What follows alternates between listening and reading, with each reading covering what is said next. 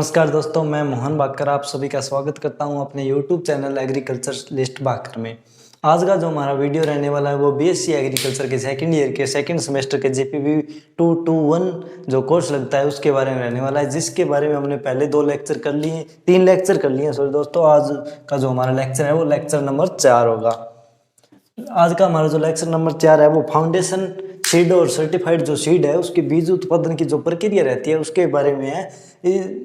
ये सब का जो सम्मिलित रूप है वो पढ़ने वाले हैं हम, बाद में अलग अलग पढ़ेंगे, यानी कि राइस का सीड प्रोडक्शन, गेहूं का सीड प्रोडक्शन, और ये सब का सम्मिलित है, यानी कि सभी में कुछ ऐसा ही प्रारूप आपको लिखना पड़ेगा और यही प्रारूप है जिससे कि सीड प्रोडक्शन किया जाता है।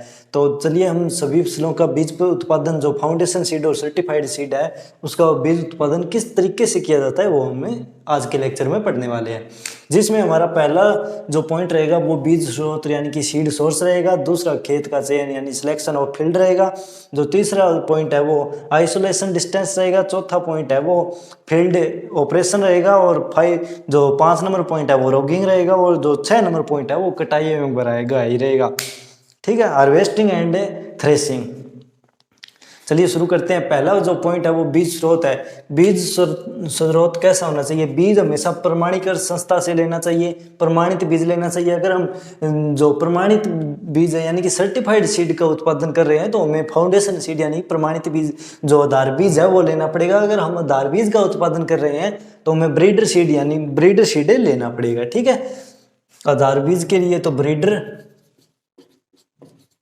और जो प्रमाणित बीज है उसके लिए आधार बीज का उपयोग करते हैं। और बीज स्रोत की बात हो गई, तो फिर उसके बाद जो बीज की थैली है उसके ऊपर जो टैग लगा होता है उस टैग के ऊपर जो विवरण दिया गया है उसको अच्छी तरह से पढ़कर बीज लेंगे, और जो टैग है जो बीज का टैग है वो बुआई के बाद हम संभाल कर रखेंगे। अगर बाद में अगर बीज में कोई प्रॉब्लम आती है तो उस टैग के साथ हम रिपोर्ट कर सकते हैं उसकी।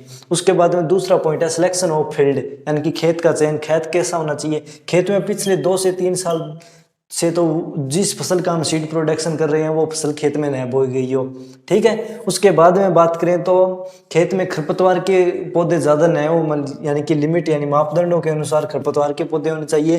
खेत में कोई मृदा जनित रोग न हो, और एक खेत की लोकेशन अच्छी होनी चाहिए। खेत में जो उर्वर है मृदा उर्वर होनी चाहिए खेत की, और जिस पोषक तत्वों की हमारे जो फसल को जरूरत है उसका जो पोषक तत्व फसल को जरूरत है वो ज़्यादा होना चाहिए। ठीक है, इसके बाद में आइसोलेशन डिस्टेंस की बात करते हैं। आइसोलेशन डिस्टेंस पहले होता क्या है वो बता देता हूँ मैं आपको।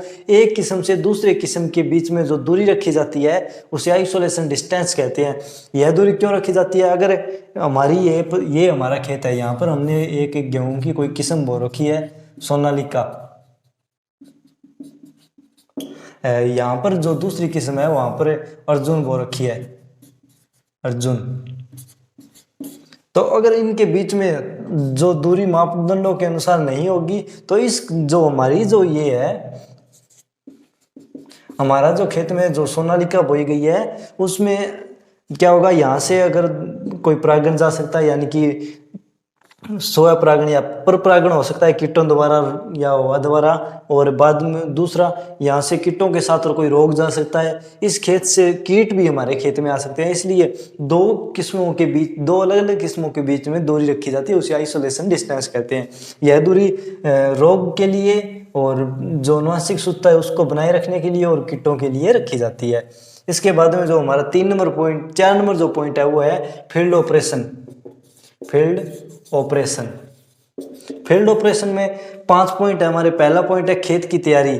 खेत की तैयारी में क्या करेंगे? जब हम जिस खेत की हम बुआई कर रहे हैं उसमें उचित नमी पर, यानी बुआई से पहले उचित नमी पर है उसकी जुताई कर देंगे, उसके बाद में खेत को समतल कर देंगे। यह क्रिया इसलिए की जाती है कि पहले उसको नमी मिल गई, जुताई हो गई तो उसमें खरपतवार है वो उग जाएंगे, और फिर हमें बुआई से पूर्व उसको हल निकाल कर खरपतवारों को नष्ट कर देंगे, जिससे कि खरपतवारों की रोकथाम होती है और मृदा की अच्छी तैयारी हो जाती है।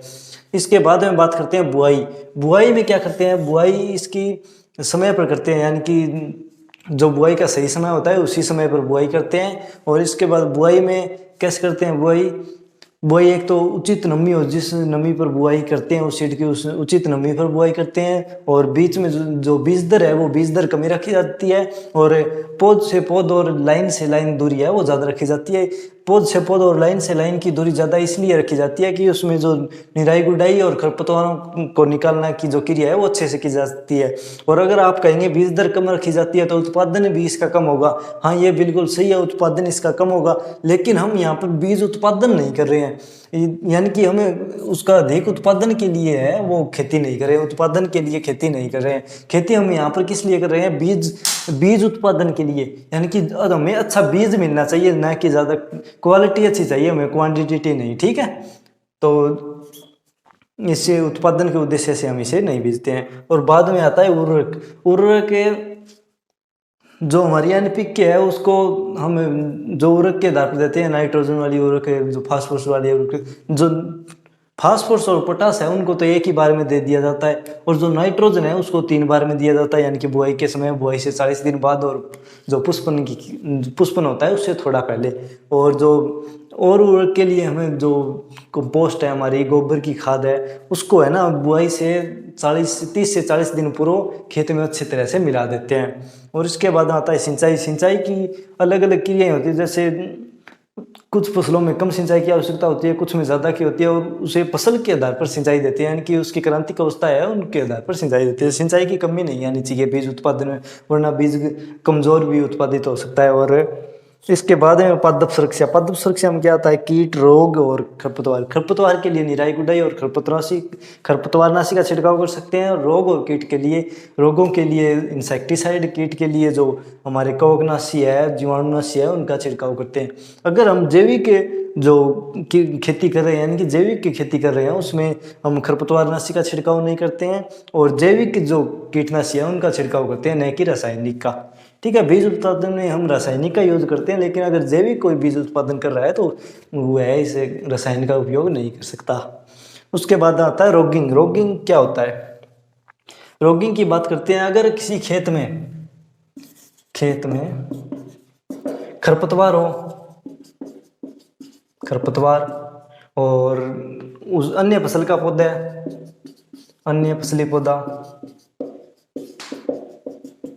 या उसी फसल के किसी और किस्म का पौधा, अन्य किस्म का पौधा, और या कोई रोग जनित जो पौधा हो, यानी कि फसल का पौधा उसी रोग जनित रोगी पौधा, इनको जो हटाने की क्रिया है उसे रोगिंग या रफिंग कहते हैं, ठीक है।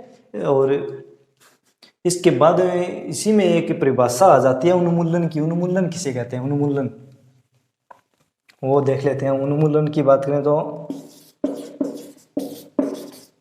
उन्मूलन क्या होता है, उन्मूलन वह होता है अगर किसी खेत में कोई विशेष रोग आ गया हो, कुछ पौधों में आया हो, तो उस पौधों को उसके ऊपर पौधों के ऊपर पहले प्लास्टिक डाल देते हैं, और फिर नीचे से जड़ से पकड़ के उसे उखाड़ लेते हैं, जड़ समेत, और फिर उस प्लास्टिक से उसे बांध कर या तो उस पौधे को कहीं दूर ले जाकर जला देते हैं, या किसी दूर ले जाकर मृदा के अंदर उसे दबा देते हैं, ठीक है। उसको एक प्रकार से बिल्कुल खत्म कर देते हैं उस रोग को, उसे ही उन्मूलन कहते हैं। रोग को खत्म करते हैं, साथ साथ उस पौधे को ही खत्म कर देते हैं, जिससे कि वो रोग और ना फैले। इसके बाद में हमारी जो 6 नंबर की आती है वो थ्रेसिंग आती है। पहले हार्वेस्टिंग होती है, फिर थ्रेसिंग, यानी कि कटाई और गाई। कटाई की बात करें तो कटाई किस अवस्था पर करनी चाहिए, कटाई सही अवस्था पर, जब बीज जो फसल है वो अच्छी तरह से सूख जाती है तब कटाई करते हैं। अगर फसल के सूखने से पहले अगर फसल की कटाई कर लेते हैं तो बीज है वो थ्रेसिंग के समय कट फट सकते हैं। और अगर हम जो बीजों में नमी हो उस समय कटाई कर लेते हैं तो उसमें जो फंगस से लग जाती है और कोई रोग भी लग सकता है नमी की वजह से। और इसके बाद में जो बीजों की जीवन क्षमता वह अंकुरण क्षमता